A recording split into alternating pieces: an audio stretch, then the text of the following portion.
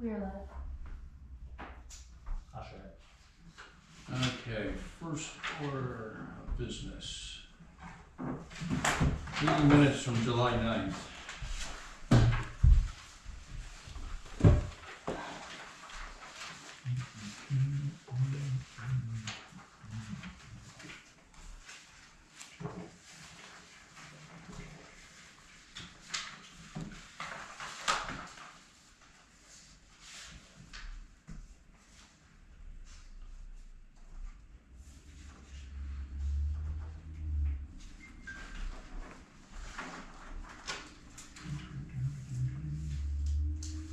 I'll make a motion to approve.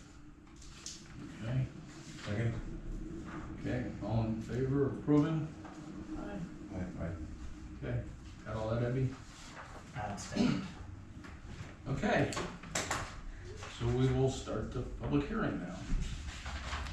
One of the things I want to mention up front is, if you think anybody needs to be recused, now is the time. Because once the hearing starts, you can't do that.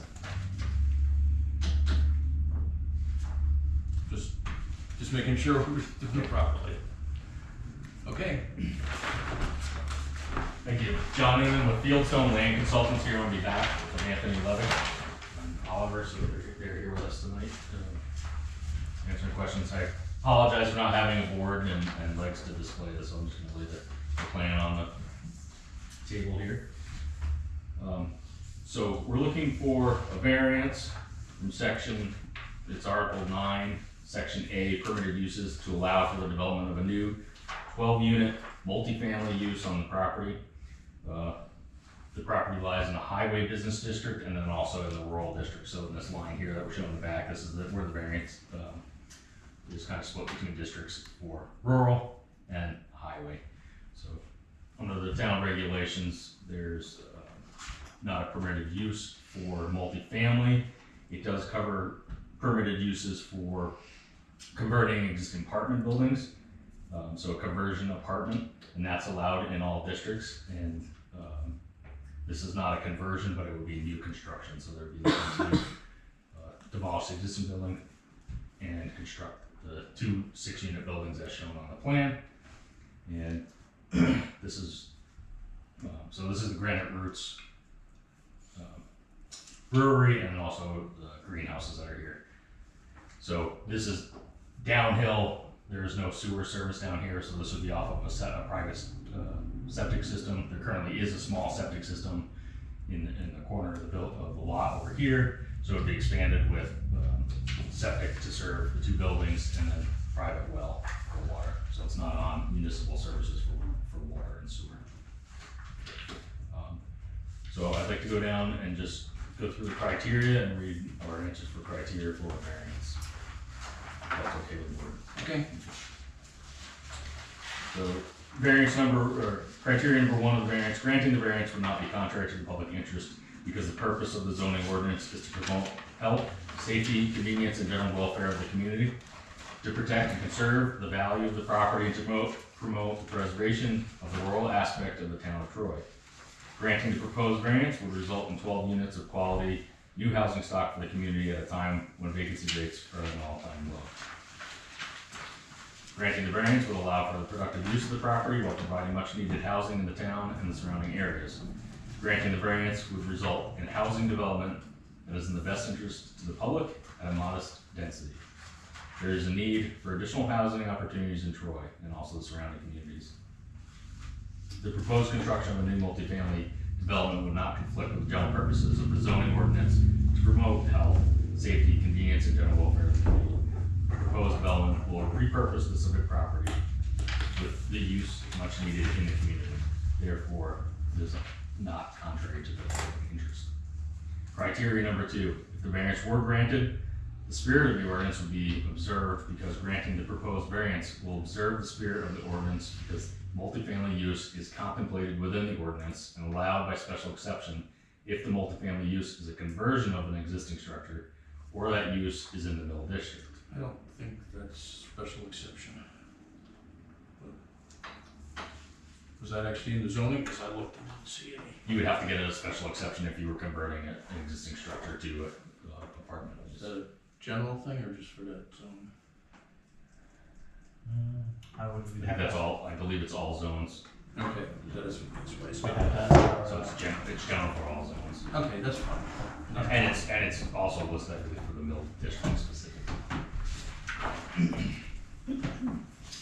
The proposed multifamily use developed in new structures will not be dissimilar to a lodging, rooming, or boarding house, hotel, or motel, all of which are permitted by right in the highway business district. The subject property is surrounded by residential uses. The proposed use would not be dissimilar to the nearby existing uses for residential. The proposed use will not alter the central character of the neighborhood, threaten public health, safety, or welfare, or otherwise injure public rights. For these reasons, we believe the proposed use will observe the spirit of the ordinance. Third criteria, granting variance would do substantial justice. Substantial justice is done by granting the proposed variance. Granting the proposed variance for a multifamily use in new structures would allow the property owner to redevelop the property with a much needed use to the community. The proposed multifamily development will productively redevelop this parcel that has private water and sewer infrastructure in place while providing responsible growth in the community. The public would not realize an appreciable gain from denying the variance. Criteria number 4, if the variance were granted, the values of surrounding properties would not be diminished because surrounding properties are a mix of residential and commercial facilities. There is no evidence that the change from a greenhouse and brewery to the proposed 12-unit multifamily development would diminish surrounding property values. It has been our experience that redevelopment and investment in communities will often result in positive impacts to property values. Criteria number 5, unnecessary hardship. Owing to the special conditions of the property that distinguish it from other properties in the area, denial of the variance would result in unnecessary hardship because subpart I, no fair and substantial relationship exists between the general public purposes of the ordinance provision and the specific application of the provision to the property. The subject property has special conditions that distinguish it from other properties in the area. The subject property is an unusual shape with a wetland area running through the southeastern corner of the parcel. The Water Resources Protection District has a 75-foot setback, so wetlands along this area here.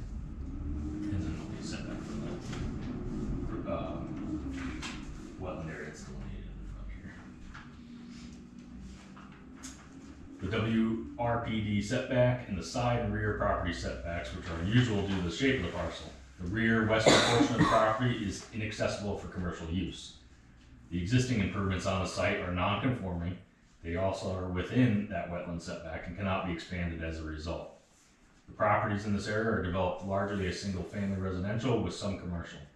A conversion from brewery to multifamily housing would likely have the least impact to surrounding properties than other types of redevelopment of this property permitted by the right in this district.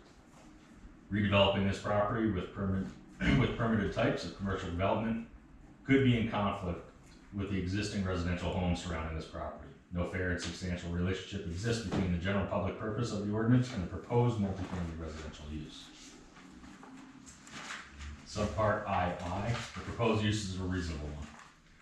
The proposed use is a reasonable one because it will balance the public need for housing with the property owner's desire to redevelop the parcel. Expanding this existing commercial use on the property is not feasible due to the special conditions of the property. Residential uses are permitted in the highway business district under provision 9A.1. The proposed multifamily development will not be dissimilar to a motel, which would be permitted by right in the district. Part B, explain how if the criteria in subparagraph A are not established, an unnecessary hardship will be deemed to exist if and only if, owing to the special conditions of the property that distinguish it from other properties in the area, the property cannot be reasonably used in strict conformance with the ordinance, and a variance is therefore needed to enable a reasonable use of them. The special conditions of the property, as set forth above, distinguish this property from other properties in the area and prevent the property from being developed in strict conformance with the ordinance. The existing improvements and use on the subject property are limited by the wetland area on the site and the unusual shape of the parcel. The existing improvements are located within the Water Resource Protection District 75-foot setback area. It is not possible to expand the existing facilities on the property without encroaching further into this setback. It is also not possible to expand into the rear western portion of the property without encroaching into the setback areas.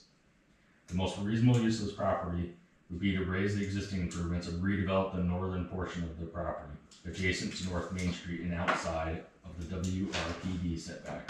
The best type of redevelopment for this property would be much needed housing at the density requested, providing quality new housing for residents in Troy. So that's the outline of the criteria. Does anyone have any questions on specific application questions or the layout of our plan? So at this time, we've shown, this would be a max amount of 12 units. We'd go into further detail if the variance is granted to provide for the planning board for meeting all the items outlined on the planning board application. So ultimately, it's for the multi-use. And that we're also making it, if it was a hotel or motel, that's allowed, and it's very similar to that use where you have multi